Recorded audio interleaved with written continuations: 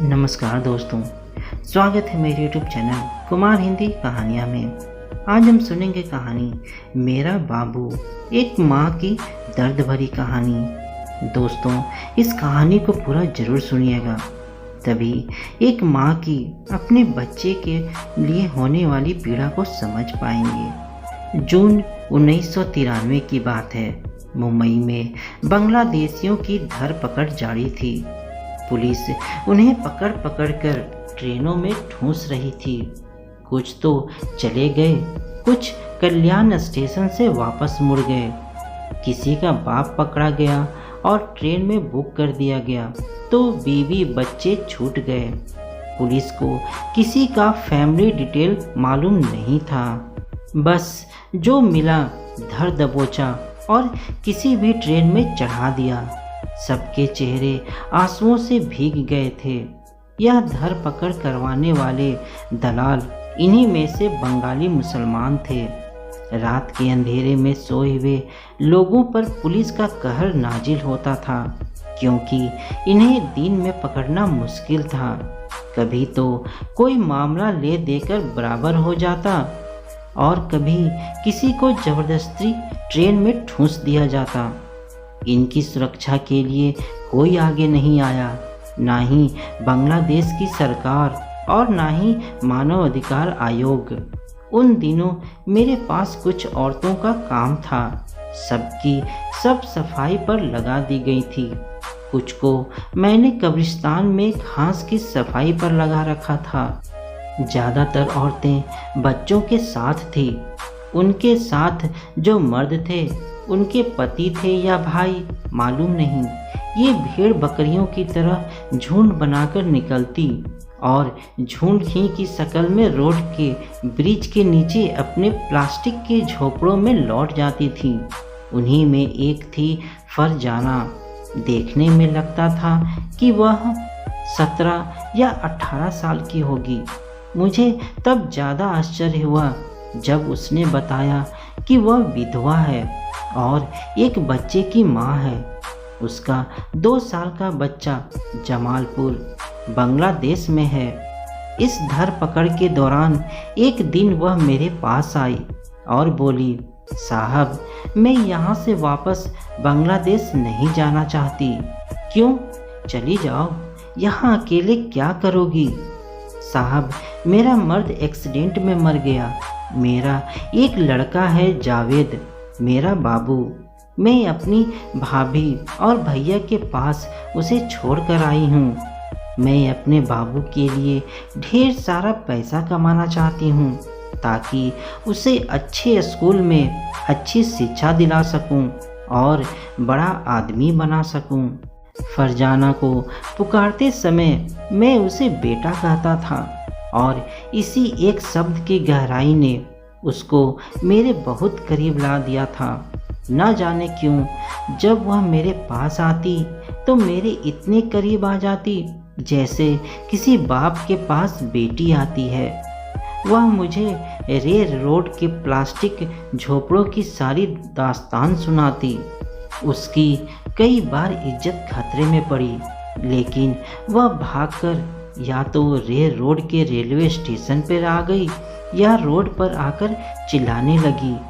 ये इज्जत लूटने वाले या उन्हें जिस्म फरोशी के बाजार में बेचने वाले बांग्लादेशी ही थे। पहले वह यहाँ के दलालों से मिलते थे, रात के समय औरतों को दिखाते और फिर सौदा पक्का हो जाता था। कितनी ही औरतें पीली कोठी और अमाठीपुरा में धंधा करने लगी और कुछ तंग आकर मुंबई से भाग गई। फरजाना ने एक दिन मुझे बताया कि वह बंगाली नहीं है। बंटवारे के समय उसके पिता याकूब खां जिला गाजीपुर उत्तर प्रदेश से पूर्वी पाकिस्तान गए थे। उसके बाद 1971 के गृह युद्ध में वह मुक्ति वाहिनी के हाथों मारे गए। इसके बाद उसके भाई ने उसकी शादी करा दी। उसका पति एक्सीडेंट में मर गया। जब उसका पति मरा तो वह पेट से थी। अब यह खानदान पूरी तरह उजड़ गया था। बांग्लादेश से जब बिहारी मुसलमानों ने उर्दू भाषी पाकिस्तान की तरफ कूच करना शुरू किया तो वहाँ की सरकार ने उन्हें लेने से इनकार कर दिया। इधर बांग्लादेश सरकार भी उन्हें अपने पास रखना नहीं चाहती थी, क्योंकि इस गृह युद्ध में इनकी सारी वफादारी पाकिस्तान के साथ थी। यहाँ तक कि इन्होंने मुक्ति वाहिनी से लड़ने के लिए अपनी रजाकार सेना बनाई थी। जब पाकिस्तान हार गया और एक नए देश बांग्लादेश का जन्म हो गया तो ये सारे लोग बीच में लटक गए, ना बांग्लादेश के रहे ना पाकिस्तान के। फरजाना उन्हीं में से एक थी। वह भोजपुरी के साथ बहुत साफ बांग्ला बोलती थी। एक दिन तो हद हो गई जब वह टूटे फूटे बर्तनों में मेरे लिए मछली और चावल पकाकर लाई। मैंने अपने दिल के अंदर कई बार झांक कर देखा कि फरजाना कहाँ है। हर बार वही हुआ। फरजाना ठीक मेरी लड़की की तरह मेरे दिल में रही। अब वह मुझे बाबा कहकर पुकारती थी। दिल यही कहता था कि उसे इन सारे झमेलों से उठाकर क्यों ना अपने घर ले जाऊं। ज़्यादा से ज़्यादा यही होगा कि मेरी 3 के बजाय 4 लड़कियां हो जाएंगी। लेकिन उसके बाबू जावेद का क्या होगा, जिसको वह जमालपुर बांग्लादेश में छोड़कर आई थी। और फिर मैंने उसे इधर उधर के काम से हटाकर अपने पास अपने दफ्तर में रख लिया। काम क्या था, बस दफ्तर की सफाई, मुझे बार बार चाय पिलाना और कफन के कपड़ों की सफाई। मुंबई एक ऐसा शहर है जहां ढेर सारे ट्रस्ट, खैराती महकमे हैं। बुरे लोगों से ज़्यादा अच्छे लोग भी हैं। और जिस विभाग का मैं मैनेजर था वह भी एक चैरिटी विभाग था। मस्जिदों की सफाई, इमामों मुइज्जिनों की भर्ती, पैसों का हिसाब किताब। लेकिन इसके अलावा सबसे बड़ा काम था लवारिस मुर्दों को कब्रिस्तान में दफन करना। जो भी मुस्लिम लाशें अस्पताल से मिलती थी उनका वारिस हमारा महकमा था। हमारा काम था कि उनको नहलाकर नए कपड़ों में लपेटकर उन्हें कब्रिस्तान में सुला दिया जाए।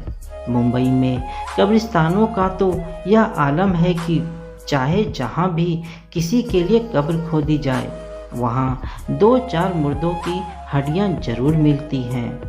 मतलब इससे पहले यहाँ कई और लोग दफन हो चुके हैं और फिर इन हड्डियों को इकट्ठा करके वहीं दफन कर दिया जाता है। यहाँ कब्रिस्तानों में कब्र के लिए ज़मीन बिकती है और यह 2 गज ज़मीन का टुकड़ा वही खरीद पाते हैं जिनके वारिस होते हैं। सोनापुर के इलाके में ज़्यादातर कब्रें इसलिए पुख्ता कर दी गई हैं ताकि दोबारा यहाँ कोई और मुर्दा दफन ना हो सके। मुंबई में मुर्दों की भी भीड़ है।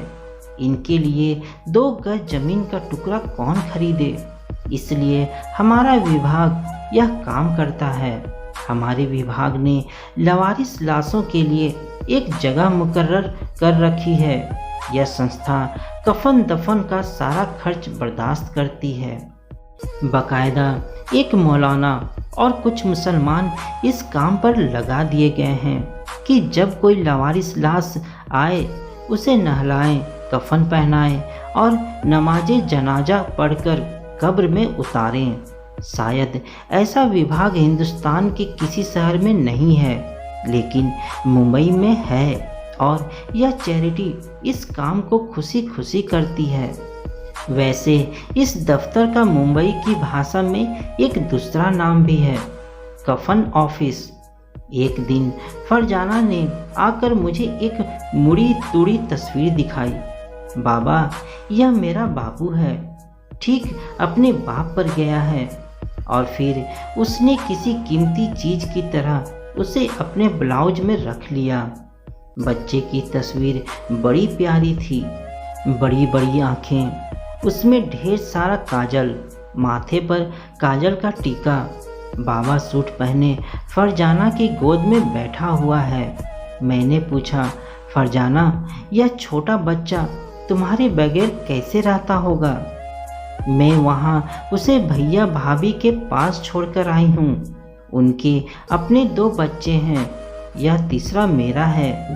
बड़े आराम से रह रहा होगा बाबा। आखिर इसका बाप नहीं, दादा नहीं, चाचा नहीं, फिर इसके लिए कौन कमाएगा? इसको कौन बड़ा आदमी बनाएगा? मैं अपने सीने पर पत्थर रखकर आई हूँ। जब किसी का बच्चा रोता है तो मेरा बाबू याद आता है। मैं अकेले में चुपके चुपके रोती हूँ, लेकिन मैं चाहती हूँ थोड़ा बहुत पैसा कमा लूँ तो वहाँ जाऊँ, अपने बाबू का अच्छे स्कूल में नाम लिखाऊं और फिर बड़ा होकर मेरा बाबू कुछ बन जाए। कुछ दिनों के बाद पुलिस ने इनकी धरपकड़ बंद कर दी, लेकिन मैंने उन सारी औरतों को काम से हटा दिया। वह कहाँ गई, किधर से आई, किधर चली गई, मैं इस फिक्र से आज़ाद हो गया, क्योंकि इनमें कुछ रेड लाइट एरिया का चक्कर भी काटती थी। मैं अपने आप को इन तमाम झंझटों से दूर रखना चाहता था। एक दिन जब दफ्तर की सफाई करते समय एक थैला मिला, खोल कर देखा तो उसमें छोटे बच्चे के लिए नए नए कपड़े थे।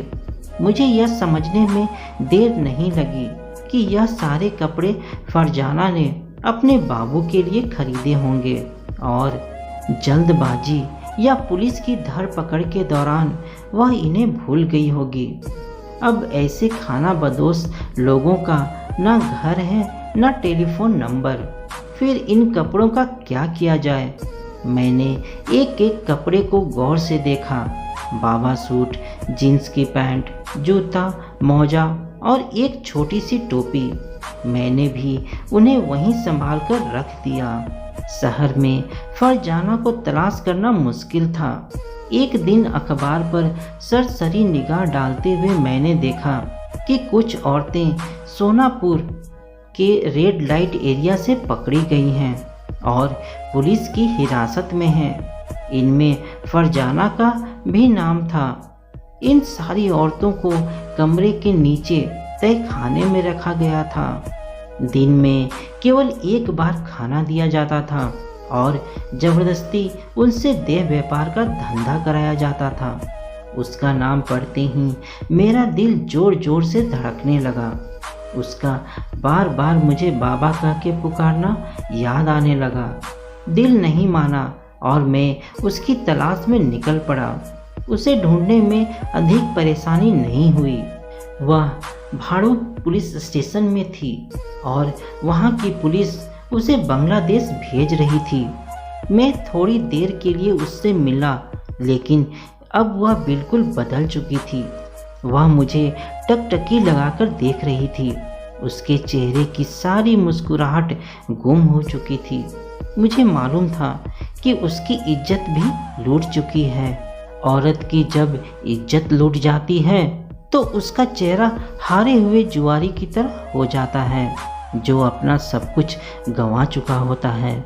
मैंने वह प्लास्टिक का थैला उसके हाथ में दे दिया। उसने उसे देखा और रोते हुए बोली, बाबा अब इसकी ज़रूरत नहीं है। क्यों? बाबा मेरा बाबू मर गया है। क्या बात कर रही हो?